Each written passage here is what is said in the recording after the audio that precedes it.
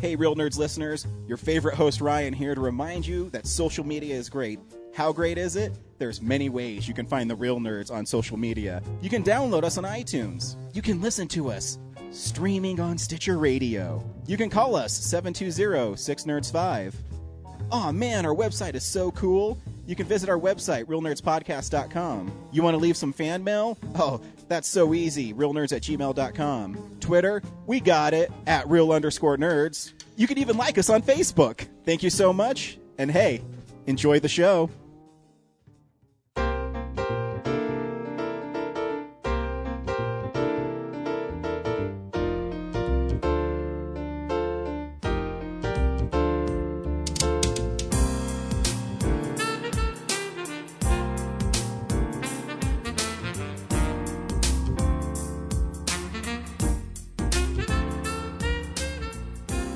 Welcome to Real Nerds at Denver Comic Con 2015. We hope you enjoy the following interview. Welcome to Denver Comic Con. This is James Hart from the Real Nerds Podcast, and I'm here with Sue Duff. Say hi, Sue. Hi. Hey, how you doing today? I'm doing great. Good.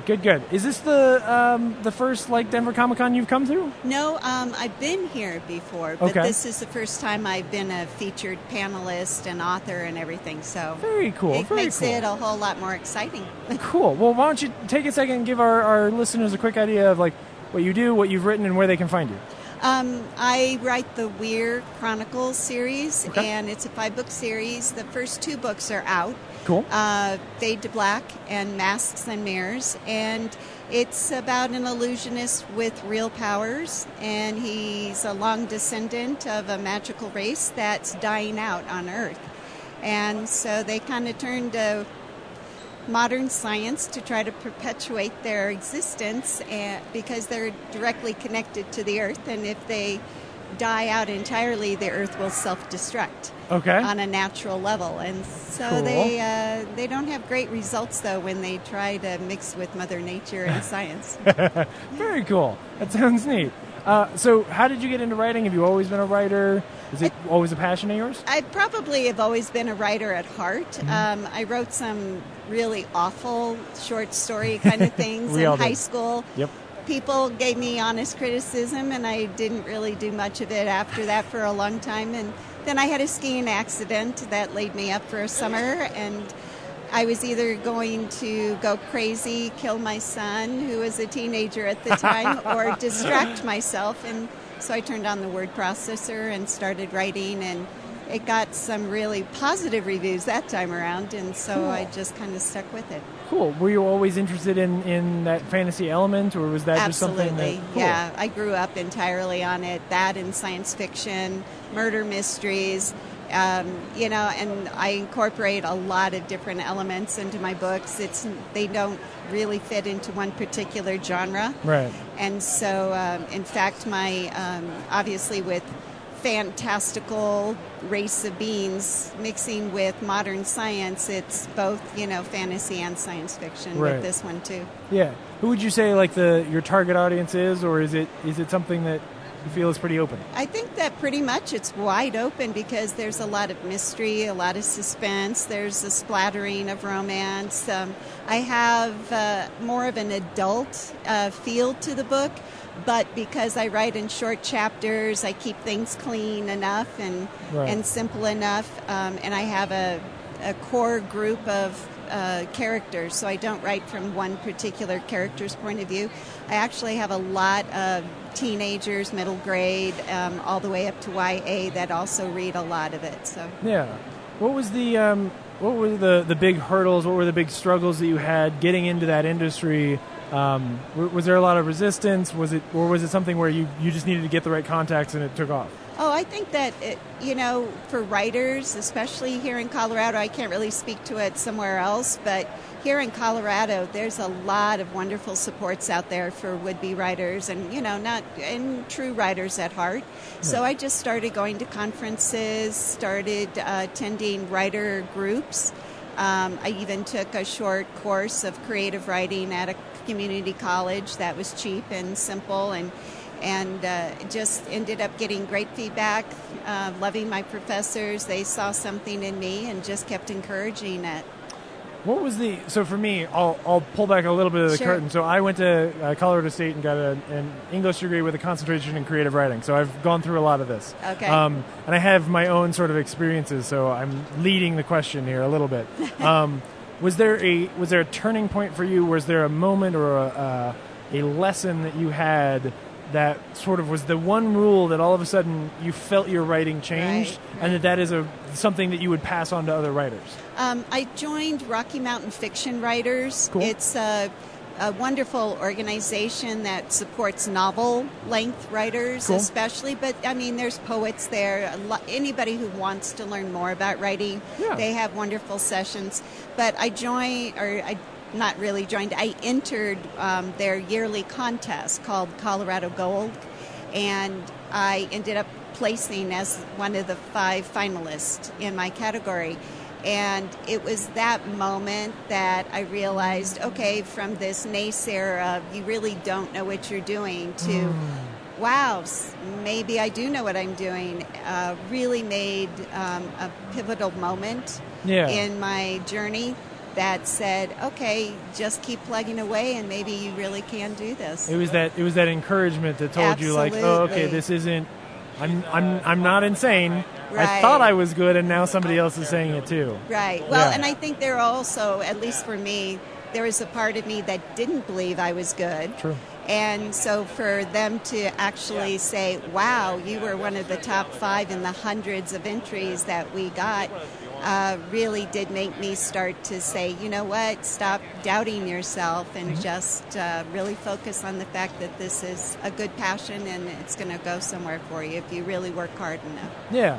Do you feel like you've seen your style change a lot over the last couple of years as you've been doing it, or? Oh yeah, I think you constantly learn, and every time you get feedback, something changes. Whether making your characters a little bit fuller and richer, and or just making sure that you're honest. I just came from sitting on a panel of what do teen girls like to read.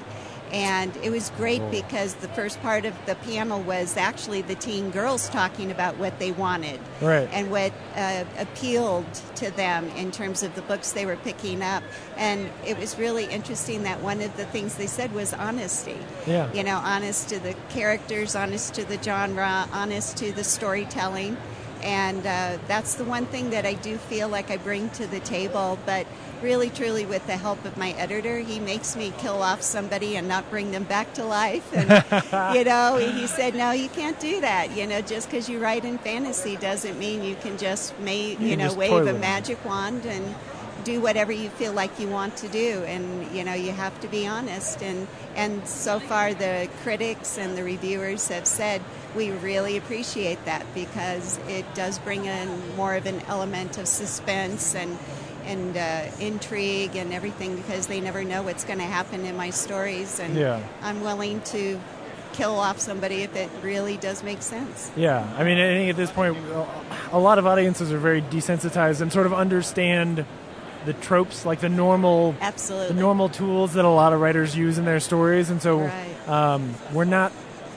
we always feel like we're smart enough to know what the writer's going to do next, and so it's really fun when the writer is smart enough to go like, no, like the rules are there and the rules aren't going to be broken. Right. And just because you want them to be doesn't mean it's going to happen. Like there are actual consequences to these things. Yeah. It's an intangible thing that I have a hard time when I go from one movie to a book or something like that, and I actually notice that I feel dread in some cases and I don't in others, because in other cases I'm like, okay, I know Captain America's always going to be fine. Yeah, right. But how come when I go see Mad Max I don't know that Max is always going to be fine? Like, what is the difference there? It's a tough line to draw, and it has really a lot to is. do with how confident that writer is to say, like, I'm going to go there for sure. Absolutely. So that's cool. And I think also, making sure that you give them a good read. Yeah. So I do have a lot of twists in my books. You think you know what's going on. The characters think they know what's going on. And then I throw these wrenches in. But to me, it's like a promise to the readers that, okay, there's a bigger story. There's something deeper in this onion of layers that you keep, traveling my course with me and my journeys. And I promise you it's always a kind of a promise to the readers. Yeah, pick up the next book. You're going to see that there's even more to this. And so if they enjoy the first one and then they pick up the second one and they're blown away by the ending of the second one, it's only because that's my promise to the fans that, oh yeah, you'll enjoy the third one. Yeah. It's funny, since you brought up the panel about what a young women like reading, which, like, as a feminist and a Buffy fan, like, even the question to me, like, when you first said it out loud, I was like, they like women reading the same thing that everybody else likes reading. That you don't draw lines. Yeah. But the truth is, there's certainly a line there. Right. Do you find that young women read your books or get something different out of your books? Like, do they relate to you in a different way than young men do? Because my protagonist, at least in the very first book, is a young, male illusionist with real powers, I ended up attracting both, the teen males along with the females. And, who doesn't love magic? Yeah. And in sure. fact, when I had my book signing earlier at the start of the conference today, I had a magician at my booth. Oh, cool. And doing all kinds of wonderful magic tricks and just blowing people's minds. And to me, that's what I think attracted the boys, the male influence. It's universal. But there was as many girls, young girls, men, mothers that stood there just fascinated and loving what he was doing. And I think that is more of a universal kind of topic that kind of pulled the readers in from the very start. And even though I have a splattering of romance, it's really not what the books are about. And it's not even something that's pursued as everything goes on, because it's not really the core of the story. Yeah. And, people fall in love. They also fall out of love. And as a writer, it's okay to do that. And I'm not promising that things are always universally stuck. Yeah, and I like a little romance in my stories too. So it's not just a girl thing. It's cool. Yeah. Very cool. Right. Do you are you really involved in like that community, and like do they bring you out for a lot of those talks about? I'd like to do more and more of it. Yeah. I'm just really feeling like I'm getting my feet wet right now.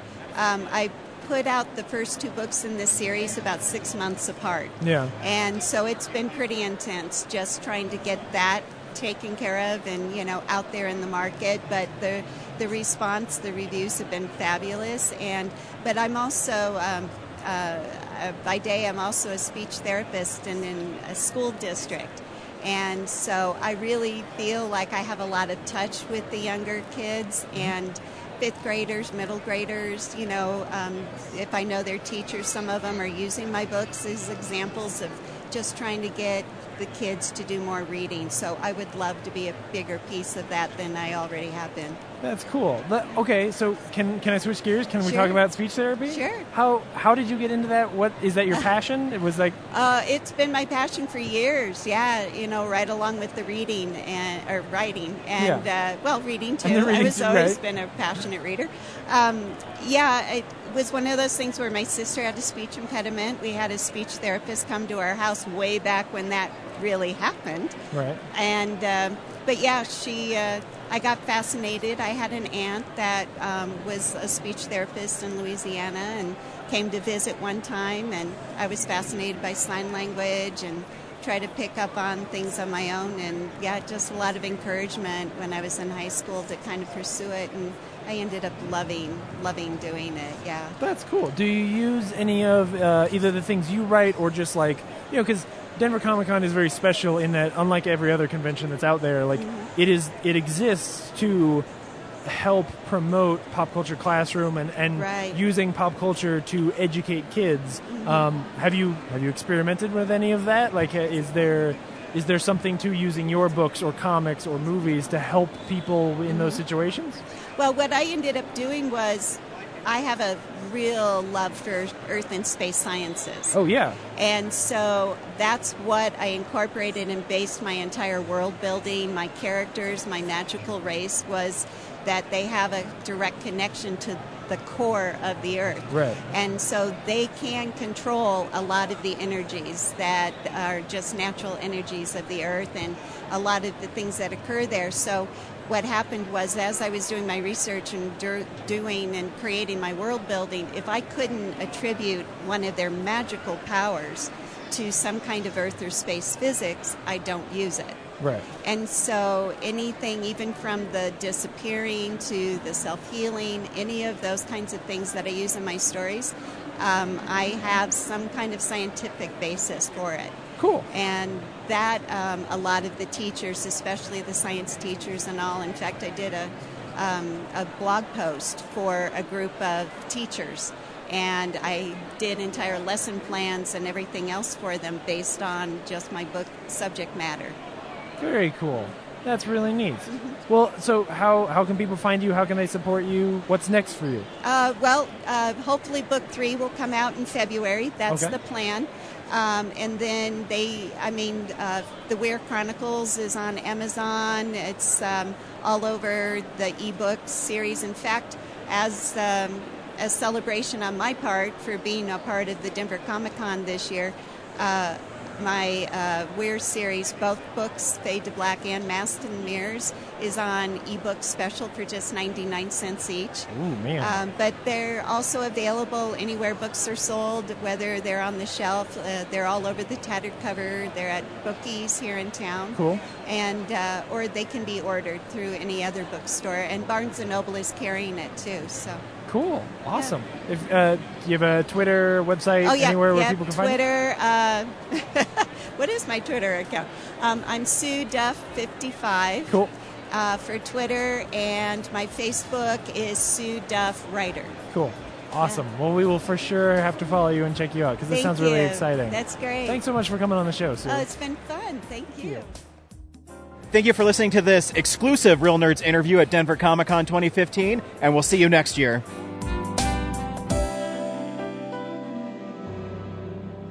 Visit our website, realnerdspodcast.com. You can tweet us at real_nerds. You can email us even, realnerds@gmail.com. Like us on Facebook. Hey, stream us on Stitcher. You want to call us? 720-6nerds5. And download us on iTunes. Just search Real Nerds. Thank you, Joe Kempter, for the wonderful voiceover. And also Spark Mandrill for the wonderful late-night jazz smooth sounds of movies. You can find them on SoundCloud. This has been a Nebulous Visions production.